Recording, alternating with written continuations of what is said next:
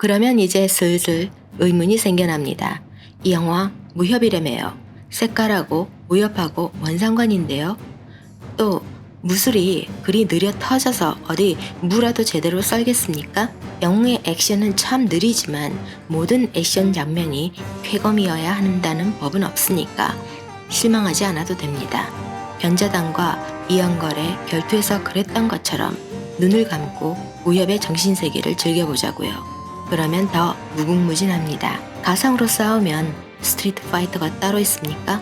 매트릭스처럼 와우 정령처럼 내 마음대로 액션을 펼칠 수 있는 거죠. 그러나 무협의 정신은 그런 것이 아닙니다. 몸 따로 생각 따로 노는 이중적인 것이 절대 아닙니다. 그렇기 때문에 영웅은 액션씬에 걸맞는 협의 정신을 반드시 보여주어야만 합니다.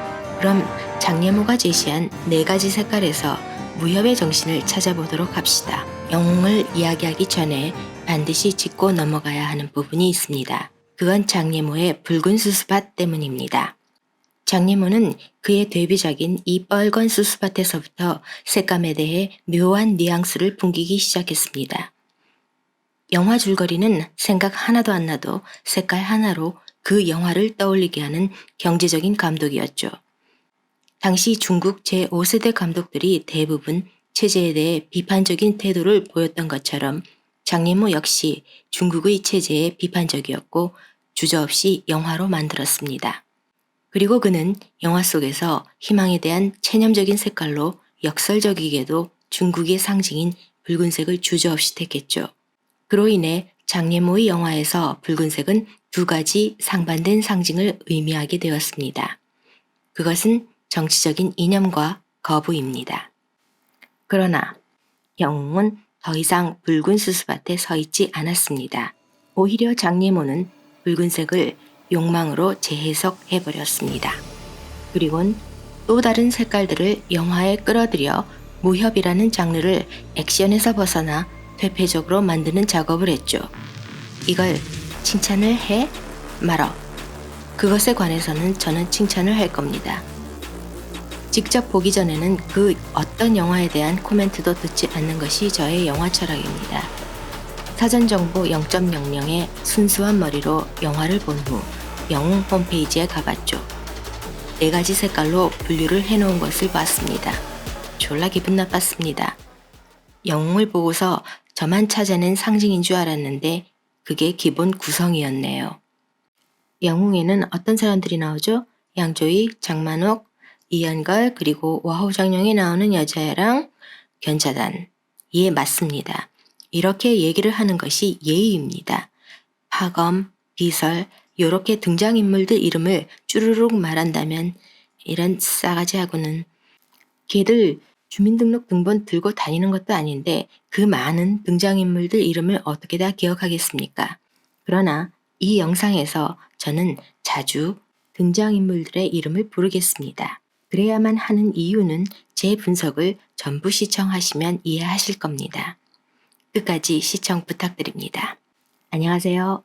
강호풍래 장주 쿨입니다. 이번 영상은 아주 오래된 그러나 방금 나온 듯한 때깔 좋은 무협영화 영웅을 분석합니다. 영상의 전반부는 그 유명한 4가지 색깔들을 저만의 관점으로 해석합니다. 지금까지 알려졌던 영웅의 색깔들의 의미를 몽졸히 파괴하겠습니다. 그리고 후반부에서는 파검, 무명, 그리고 비설의 이름들이 영화에서 어떤 역할을 하는지 풀어보겠습니다. 이름이란 무협에서는 아주 중요한 위치를 차지합니다. 자신의 본명을 쓰는 것보다 아명처럼 이름을 쓰는 경우가 더 많죠.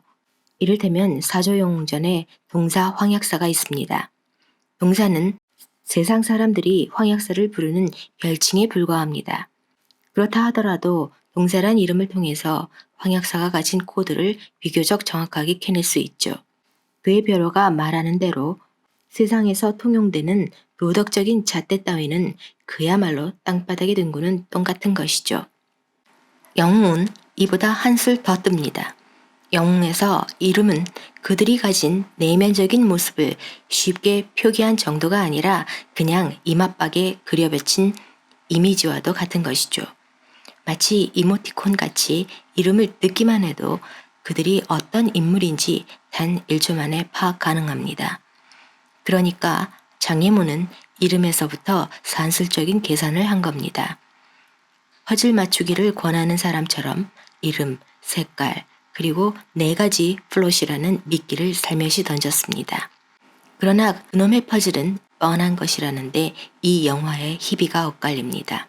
성인용은 빨간색, 파란색, 에이 짧게 영어로 씁시다. 무슨 빨간 종이 줄까, 파란 종이 줄까, 화장실 개구도 아니고 레드, 블루, 화이트, 그리고 그린. 색깔 종류만 척 보면 프랑스 영화 같습니다. 레드, 블루, 화이트 다 봤는데 그린은 뭐지 하고 머리 싸맬 분도 있겠습니다만 이연걸은 정황에게 4가지 썰을 풉니다. 이연걸이 각각의 썰을 풀 때마다 화면은 레드, 블루, 화이트, 그리고 그린으로 변화합니다. 그 색깔들은 인물들이 가진 서로 다른 정신적인 것, 즉 관념을 상징합니다. 서로 다른 관념들 속에서 사건은 4가지 색깔에 따라 당연하게도 4가지 이야기로 달라지는 거죠. 그 색깔들 가운데서 어느 이야기가 진실이겠습니까? 끝까지 영화를 본 사람이라면 마지막이 진실이라고 생각할 수도 있습니다. 그린? 진실은 없습니다. 아니 모두가 진실이죠. 파검, 비설, 무명, 그리고 여월에 이르기까지 모두 희노애락을 가진 인간이었기 때문에 그 어느 것이 진실이라고 딱 잘라 말할 수는 없겠습니다. 그들이 레드였을 때도 블루와 그린 등은 그들의 머릿속에 여전히 들어있어서 갈등했을 테고 그 반대의 경우도 마찬가지였습니다. 4가지 색깔이 명백하게 분류되어 있는 것처럼 보일지라도 사실 그 색들은 모두 혼재되어 있는 것과 다를 바 없습니다. 그들의 인생은 4가지 색들의 범벅으로 인해 탁해져 버렸습니다. 그래서 어느 색깔의 경우라도 자객들은 죽음을 피해가지는 못하죠. 색깔 전체에 나타난 죽음에 관한 강박증은 하얗게 죽든 빨갛게 죽든 초록으로 죽든 개처럼 죽든 결론은 하나입니다. 가는 겁니다. 그러나 영웅이 무협을 표방하고 나온 이상 저 역시 영웅을 무협의 관점에서 바라보고 분석하려고 합니다. 영웅의 시대적 배경인 춘추 전국시대에는 명예라는 추상적인 정신가치가 있었습니다. 혼란스러웠던 당시의 사회와 역사에서 자신의 명예를 인증받기 위해 목숨을 비롯한 모든 것을 아끼지 않는 막가파 협의도 그런 부류 중 하나였을 겁니다. 사마천의 자객 열전에도 임무를 완수하든 못하든 자객들의 의지를 칭송했다는 것만 봐도 당시에도 명예를 지키는 것 또한 중요한 덕목 중 하나로 꼽았다는 것을 알 수 있죠.